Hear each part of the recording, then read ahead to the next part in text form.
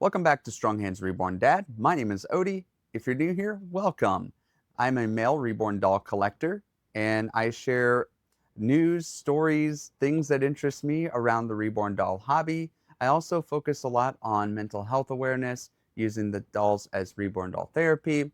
And if that sounds like something that you're interested in, I would very much love it if you give us a quick like and subscribe before we get started today. And go back and enjoy all of our content here on the channel. Today is a little bit one of those subjects where people don't really understand what these dolls do for us, especially if we already have real children. And I kind of wanted to share with you a story this week that happened regarding my son being away from us for the week at camp, and how I looked at this particular reborn doll, although it's technically not a reborn, it is a replica doll, and how it helped me this week while my son was away and not at home. So let's get into it.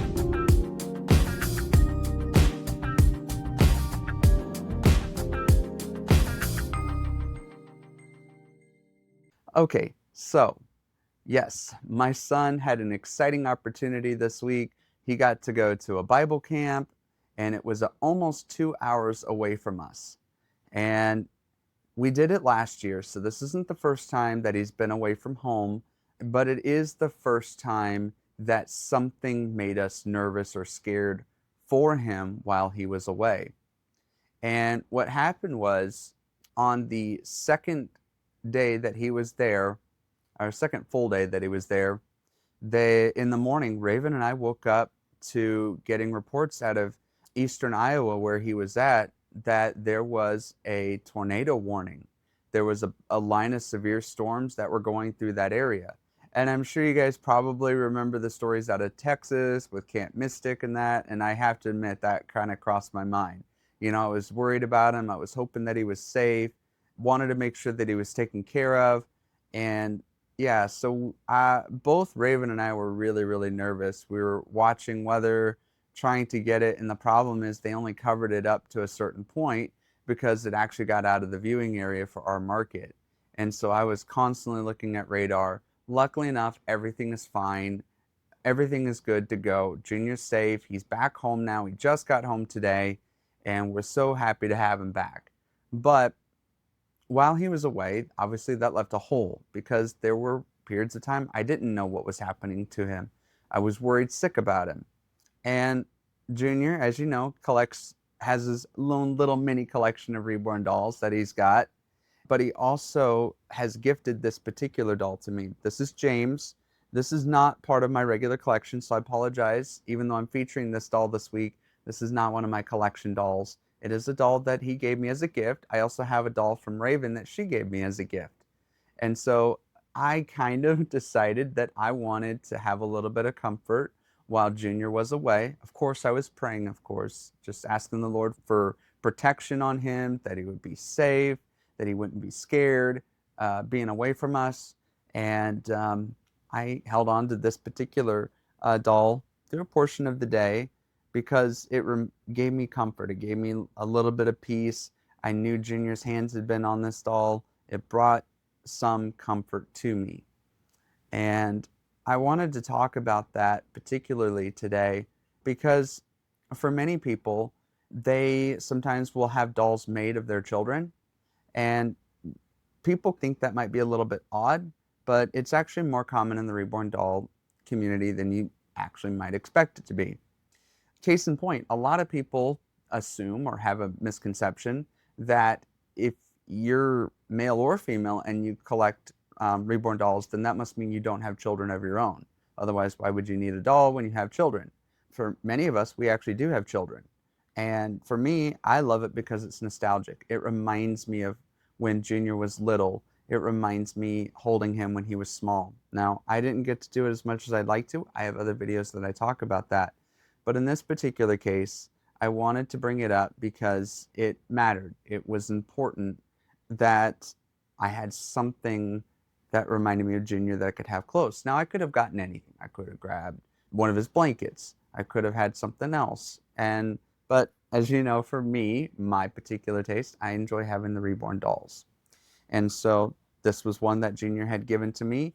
I didn't know how Junior would feel if I went upstairs to grab one of his, so I grabbed the one that he gifted to me, and that was what I held on to for a while on Thursday while I was worried for him and hoping and praying that the storms would pass by and there wouldn't be any damage, especially knowing that there was a tornado warning in that area and just being scared and nervous for him. But some parents, reborn doll parents, will have them for their actual kids. They'll make they'll have a doll that's made as what we call a portrait baby. And that's where they will take a doll that looks somewhat similar to their children. They'll have an artist reborn it based on a photo of their child. And this can be done for a couple things. Maybe their child has gone off to college now and they want the memory back. It's like a 3D photograph, honestly. And I can totally get behind why someone would want a doll of their child. It's something for them to hold, especially if it looks and feels like how their child felt when they were a baby and little, and that's something for them to hold on to. That's absolutely great. Some of the other reasons that people have these dolls made to look like their children is maybe, sadly, their child passed away. Maybe it was cancer. Maybe they died in early childhood, like SIDS or something like that. Whatever the loss may have been from, these dolls can act as what's called memorial babies. I have even heard in some cases where people will take a sealed container and they'll put it inside of the doll's head, and it will be the ashes of their child inside of the doll, just the same way we have an urn that we keep. Sometimes we'll have little mini urns that we keep. I have one of my own mother, actually. But I've heard where people have put the ashes of their child inside of the doll. And so that is just one way people keep their loved ones close. And I'm not here to say right or wrong on how I feel about it. I certainly don't judge anybody for it, but it is something that is actually really common in the reborn doll community. But most of it is just people who appreciate the art form. I can't stress that enough. There's not always a psychological reason for why somebody collects reborn dolls. Sometimes it's just the art. Sometimes they like the weight and feel of it. It can be any number of reasons, but again, I'm specifically talking today about one of the factors that maybe make people who enjoy these dolls. So I think that it's honestly great. They're meant to be kind of images of what we think of an actual child, and if it brings them comfort, as long as it's not getting in the way of a healthy life where they're able to manage their responsibilities effectively. I also think that it could be good for siblings if they could still, especially if their siblings were little when their brother or sister maybe died, or the case may be, it could be helpful for them and something that they can hold on to. So I just want to emphasize that there's many different ways and avenues that these dolls can be enjoyed and bring comfort to people. And I guess I kind of want to know what your guys' thoughts are when when you hold a doll, especially those that are already in the community. What are your thoughts when you're holding the doll? What is it that you're trying to imagine in your mind? I think we should pause for just a moment here in the video and actually ask ourselves, when you look at this, reborn doll, let's if you've got a doll nearby, grab it. All right, do this. We're going to do a little exercise today. When you look inside your reborn doll, and you look in the eyes, the expression. If you have a more hyper realistic reborn doll, what do you feel? What is the texture like? What goes through your heart? What's going through your mind? What are you thinking about? You don't have to share it in the comments or anything, but just think about it for a second. And I think if you're honest, it reminds you of innocence. It reminds you of these sweet little things that remind us of our love for children, our love for babies. And if you have a personal connection with the doll, it reminds you of them. It's something tangible you can hold. It's something that you can bring to your chest. Apologize if I'm rubbing my microphone here, but it's something you can bring to your chest and hold and care for, just like this, right? We can't do that with a lot of objects. You certainly can't do it with an urn if your child is deceased, but and you can't do it with a picture. So this is really like a living interactive image of what these dolls represent for us.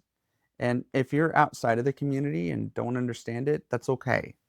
But understand that if you comment and your comments are hurtful, just know that you're attacking somebody who may have gone through an extreme tragedy in their life. And I would encourage everyone to be sensitive to it. Even if it doesn't make sense to you, I would encourage you to be mindful and cognizant and try to put yourself in the other person's position before you make your rash comments, if that makes sense. So I would love to hear what your guys' thoughts are in the comments. This is a little James, and again, he's not part of my collection, but I'd love your thoughts on it. What do you guys find the most comforting for your reborn dolls? Is it to remind you of a child that you may have had? Is it to bring you comfort? Do you just like the art? I would love to know in the comments. Remember, love to have you guys like and subscribe. Follow us for more content. And until next time, remember, strength looks different here on Strong Hands Reborn Dad.